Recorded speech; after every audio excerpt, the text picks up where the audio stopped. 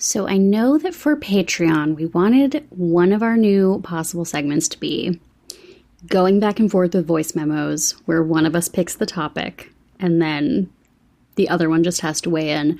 So for our first time trying this experiment, I give you the gift of joining me for an asynchronous discussion about Strange Way of Life, the Almodóvar short film with Ethan Hawke and Pedro Pascal that is on Netflix, that like potentially was made for a Yves Saint Laurent advertisement or something, and is 30 minutes of Strange Way of Life. Please give me your thoughts on this. Wow, what a, what a way to kick this off. Okay.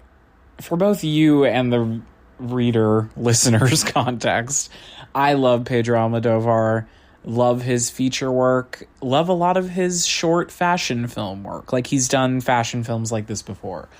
However, Strange Way of Life is so confounding to me. It's kind of a nothing of a project to me.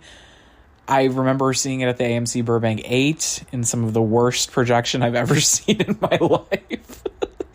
And watching Pedro Pascal do his kind of one default non-American accent, and watching Ethan Hawke deliver absolutely nothing and being like, what is this? And then it made so much sense that it was a fashion film.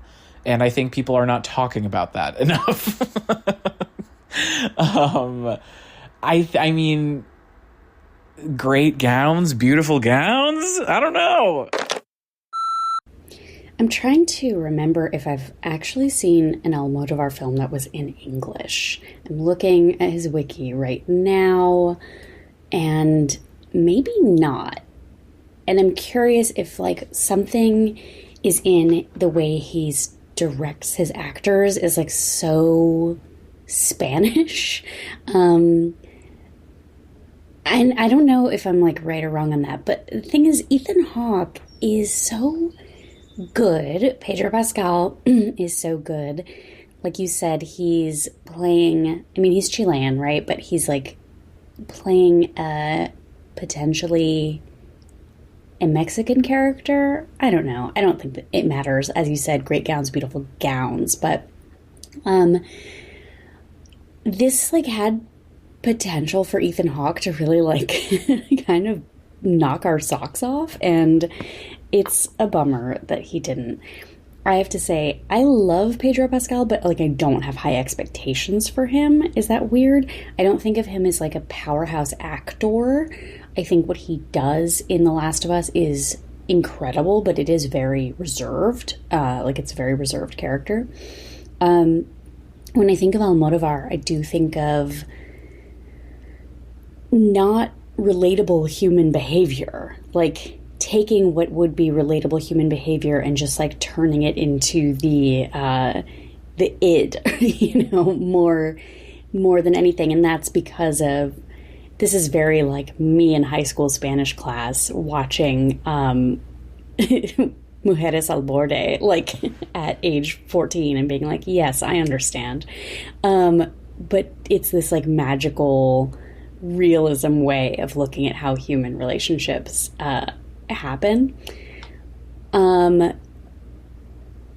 have more to say about Ethan Hawke, but I'm curious, as you say, you're an Almodóvar head, like what does that mean to you? And also, if I can remember to put this in the show notes, we had a guest who had an Almodóvar podcast. She came on for our Blade Runner episode. Can you hear me typing as I'm looking it up so I can pull up? And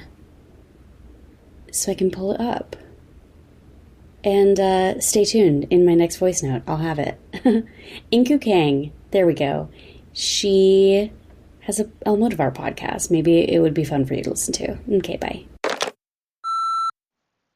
Your point about not seeing an Almodóvar film in English is actually so real, and I didn't put that together until I was also just looking at his Wikipedia filmography, and that is like sad to me. I with Strange Way of Life, I see the cunty stunty vision he's going for. Like I see the melodrama, telenovela, pastiche. Like that's so fun. And in the moments, there's like a flashback or a cutaway to this group of sexy young people in gorgeous Yves Saint Laurent clothing, like piercing a wine skin or whatever. I don't even, is that what it is? Whatever. They're basically guzzling wine from a spigot, and it's so hot, and everybody is the most beautiful person you've ever seen.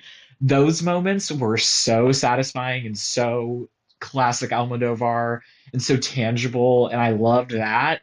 And then truly, Ethan Hawke and Pedro Pascal being American just kind of sucked. I don't know. As you said, I love Pedro Pascal, but I don't have high expectations for him. I very much feel that. Yeah, I don't think I wouldn't classify either him or Ethan Hawke as good in this quote unquote movie. That's the thing. There were so many qualifiers. But anyway, thinking about the rest, like the short film and how it has those moments of kind of Almodovar heightened genre pastiche, like telenovela vibes, just made me think of the movie I'm So Excited of his from 2013, which is just an insane comedy about flight attendants. That is not one of his better films, but is like so fun and wacky and really heightened comedy genre. Like that's fun Almodovar. That's distinctly Spanish Almodovar. I don't know. There's just something, you're right, like lost in translation about this short, which was like kind of a bummer for me. Okay, I would love to hear your thoughts on Ethan Hawke. I low key haven't seen him in anything since I watched the pilot of Moon Knight. And I know he's kind of on a journey where he's like, I'm a documentarian and I love poetry and prose and whatever, but I don't know. Give me the Ethan Hawke digest, please. Oh, baby, ask and you shall receive. So watching this short made me think of The Good Lord Bird, which was a limited series that came out in 2018, in which he plays famous abolitionist John Brown, who is such a wild character. And it's a fantastic show because you're like, what's happening? Like it's so intense, and this character was so intense. So I really liked that, and that kind of reminded me, like, oh, I really like Ethan Hawke, right? Except LOL, forgot about Moon Knight. How dare you remind me that it exists? And as for the documentarian stuff, like, gosh, that's the thing. It's like every once in a while I see him and Maya Hawke doing promo for the Flannery O'Connor movie, and I'm like, oh, he's an actor's actor, right? But I'm surprised to hear you say that you don't necessarily have that many thoughts about Ethan Hawke, considering how much you like Richard Linklater. Obviously, the Austin boys roll deep. So he is such an interesting, like, actor. I feel like we should actually do a full podcast episode talking about his career, going from the sort of beautiful boy era before the beautiful boys Bens were back, like 20 years before that. Everything back in the Before Sunset, Dead Poets Society, Reality Bites, Gattaca, Great Expectations, like this absolute ingenue type of moment. And then I think what happened in Training Day. I mean, I guess, Before Sunrise is before Training Day, and then Before Sunset comes later. But Training Day was a big turning point, and that was a really interesting moment.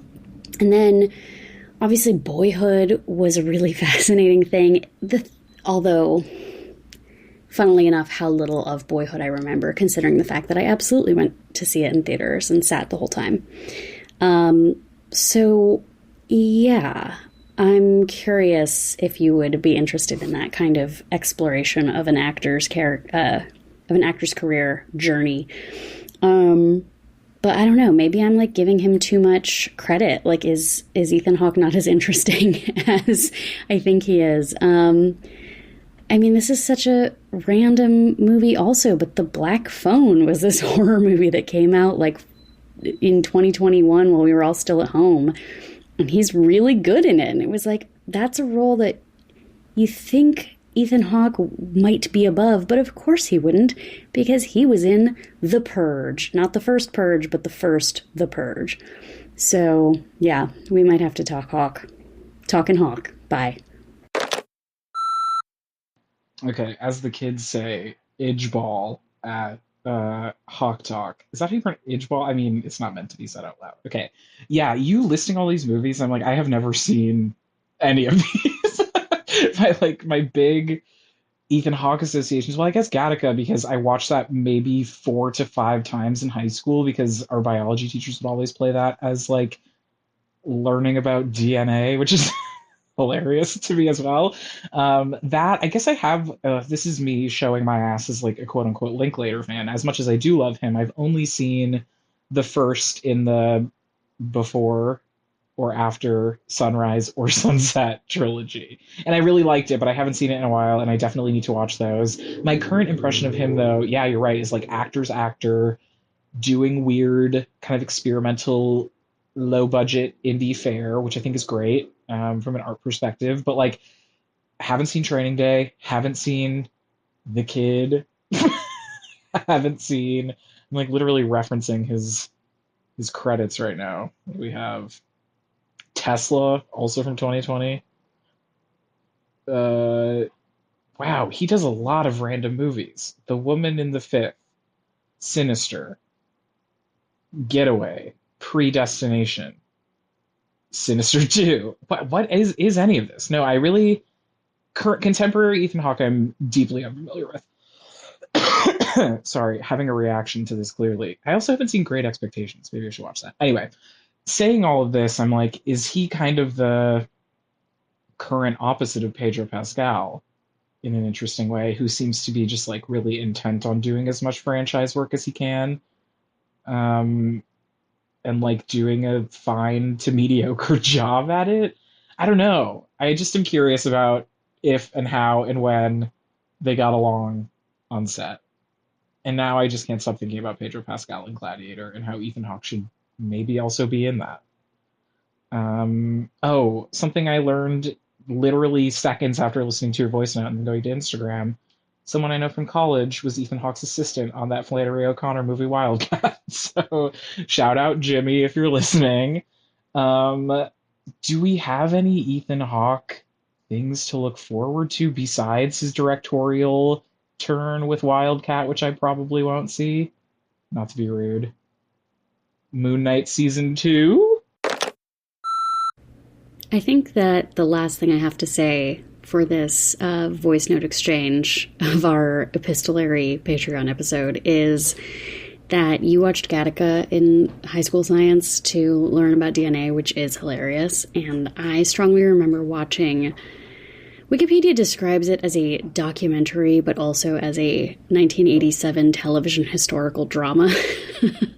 This movie was called The Race for the Double Helix in the United States. It was called Life Story on the BBC, and it stars Jeff Goldblum and is a story of scientists Watson, Crick, and Franklin who were discovering the double helix. And I remember almost nothing about it except that we were like, oh my god, it's Jeff Goldblum from Independence Day.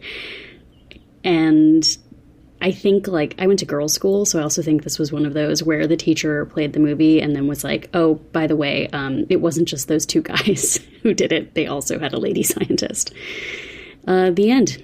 Talk to you next week.